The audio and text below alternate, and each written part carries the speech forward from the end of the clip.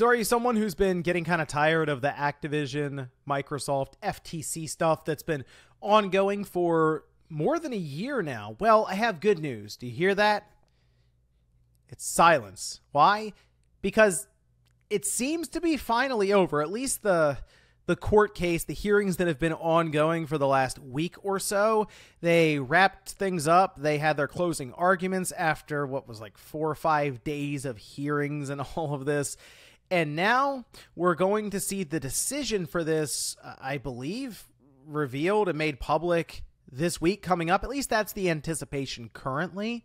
But I kind of wanted to go over just the madness that took place, because there were definitely some highlights and some interesting bits of information that came out of all of this. So if you guys enjoy the video, make sure to hit the like button and subscribe if you're new here to the Spawn Wave channel. So the entirety of this case is essentially boiling down to Microsoft being able to spend $70 billion. The FTC is working right now to have a preliminary injunction put in place so that they can gather more information and essentially revisit this in, to my understanding, another case in August or September. But remember, Microsoft is supposed to get this deal wrapped up by the 3rd week in July. Otherwise, they have to either renegotiate with Activision Blizzard, or they have to walk away but still pay Activision Blizzard $3 billion.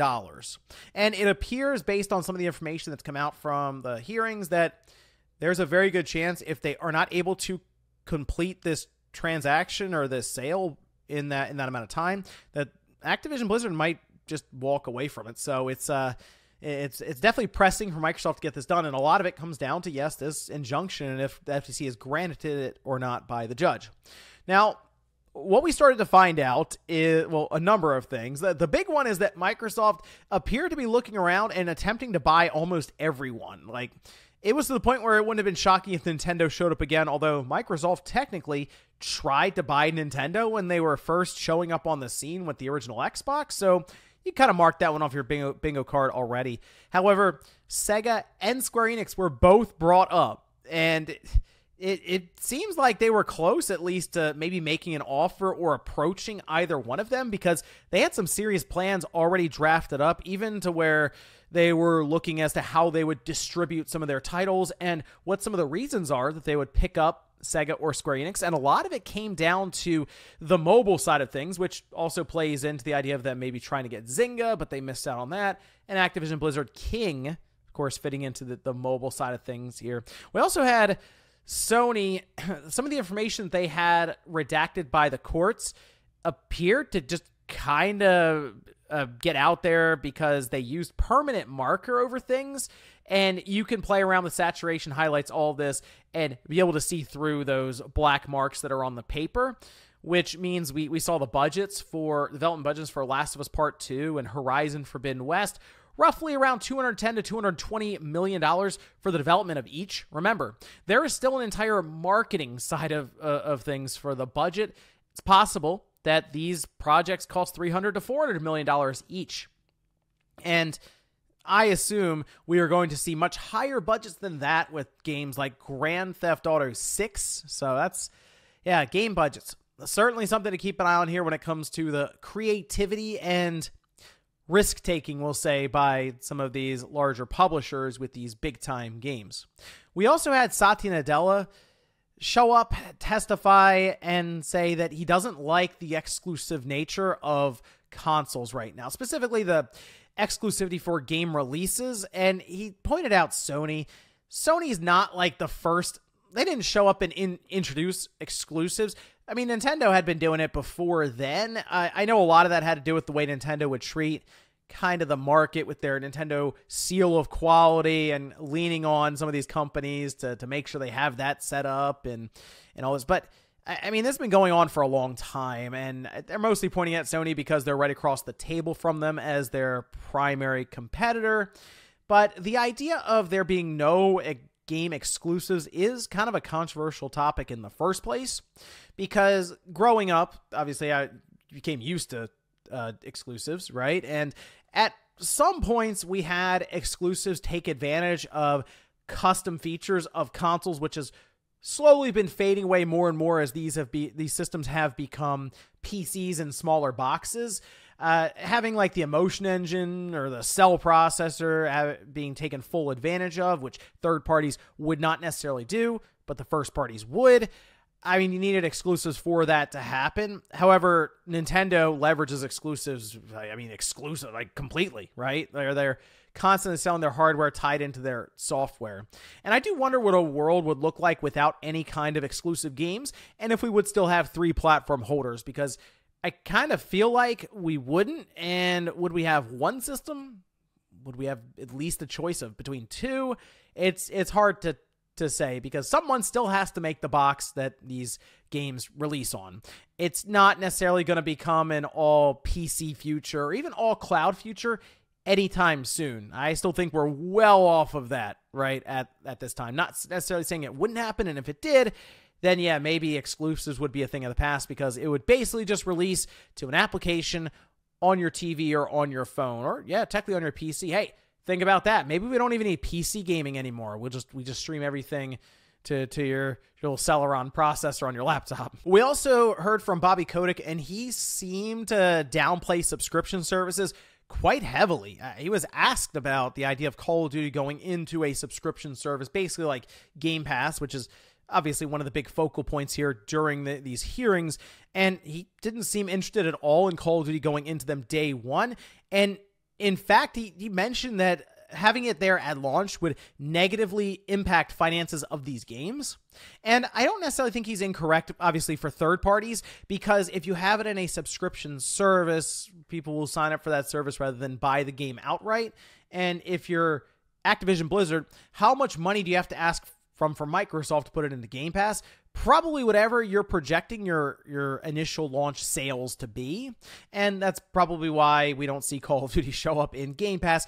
It would just be way too expensive for a limited amount of time. But obviously, Microsoft coming in and buying Activision Blizzard would pretty much remedy that entire situation. And Bobby Kotick also talked about the next system after the Switch, and really he showed regret as to not being on the Switch immediately with Call of Duty, kind of like what they were with the Wii, where they put everything Call of Duty related just about on the Wii. I mean, there's a lot of Call of Duty games there, and you can play some of them still to this day online. They were even there for the Wii U in some capacity, not for the Switch at all. And he basically like, yeah, I misjudged that. We should have been there for the Switch. But it seems like they're at least thinking about the next generation system from Nintendo, and who knows, maybe they're already trying to figure out how to make that work in the first year or two with that platform, but they don't have any knowledge of the specifications for it, no dev kits, and he was making a bit of a guess when he talked about PS4 and Xbox One comparability in terms of power, but either way, that headline circulated quite heavily online. We don't really know anything more than we did before, other than, yeah, Activision Blizzard probably should have had some Call of Duty ready to go in the first 3 years on the Switch, and they kind of missed that mark. Oh, and while we're on the topic of the Switch, there was a tug of war the entire 4 or 5 days on if the Switch is in direct competition with Microsoft and Sony for their Xbox and PS5, or if it's not, if it's off on its own sector, I guess, monopolizing the blue ocean strategy, or I don't know, something there. And that continuously came up. And to me, I mean, it's part of the entertainment sector. People go into a store and they decide if they're going to, let's say they have all the systems, they may decide that the Switch is more convenient for a certain game as opposed to the PlayStation 5 or the Xbox, where they're tethered to their TV.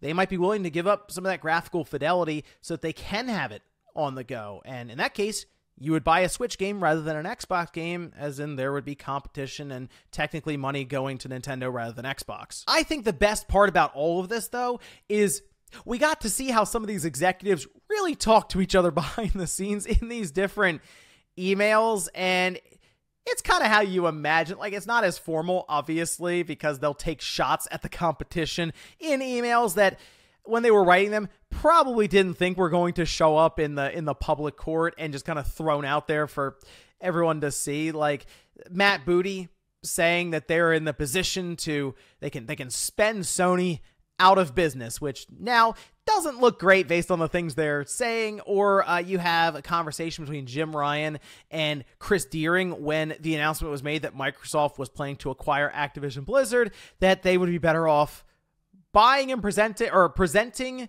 an electric car. You know, it does make me wonder what fun nicknames Microsoft has behind the scenes of some of these emails for the PlayStation VR 2. Oh, and part of these emails, we did find out that Microsoft was indeed holding back some of the chips from going into like consumer consoles, the Xbox Series X and I guess S, in order to put them into the cloud. So they did make a bet on their data centers and installing and standing up server blades, or really systems, Xbox Series systems. As remember, they were mentioning that they were upgrading that. The chips got to come from somewhere. You can't produce an infinite amount of chips at an infinite accelerated rate. There are limits, and they unfortunately had to make the judgment call of removing some from the Xbox Series X pile for manufacturing, putting it in the data center. So that's basically why all of a sudden we're hearing Phil Spencer say that they are significantly increasing Xbox Series X consoles, probably because they're just about wrapped up with what they need in order to upgrade the initial wave for their data center. And now we're going to start seeing more and more Xbox Series X and technically S consoles show up in stores. But on Thursday, they did wrap everything up with closing arguments, which was mostly just the judge grilling either side. And at one point, the FTC had to tag in different lawyers and change things up. And it was kind of a madhouse based on some of the play-by-play that was going on Twitter. There was one really funny thing that took place where the judge, who you have to remember, like, the judge isn't in the weeds with the video game stuff over the past several years or decade, or even have been following the Xbox and the PlayStation and the Switch, but she kind of came to an interesting conclusion looking around. She at least brought up the possibility that the Switch is actually better than the Gen 9 consoles, the PS5 and the Xbox Series, simply because you can plug it into your TV or you can have it portably and take it to the airport.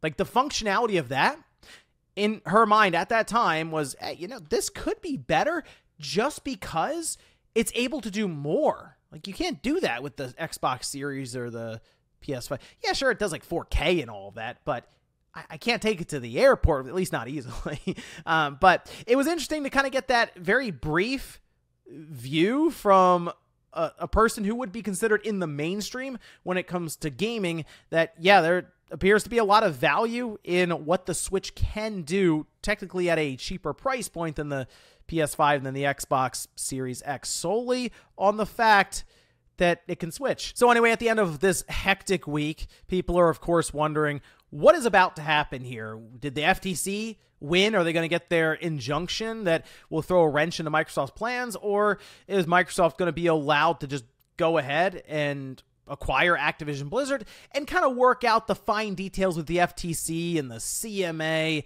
after the fact? And to be honest, no one really knows. I mean, you can look around and try to analyze what was said and all this, but it's hard to say based on the information that's out there which way the judge is going to go with this thing. I mean, she could say, you know what?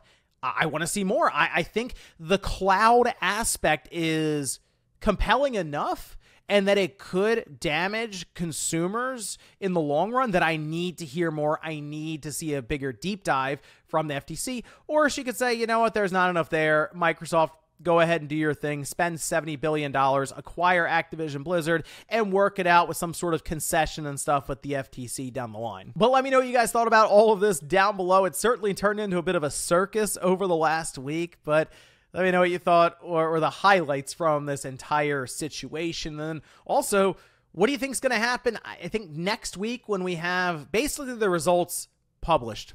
Thanks, guys, for watching, and I'll see you next time.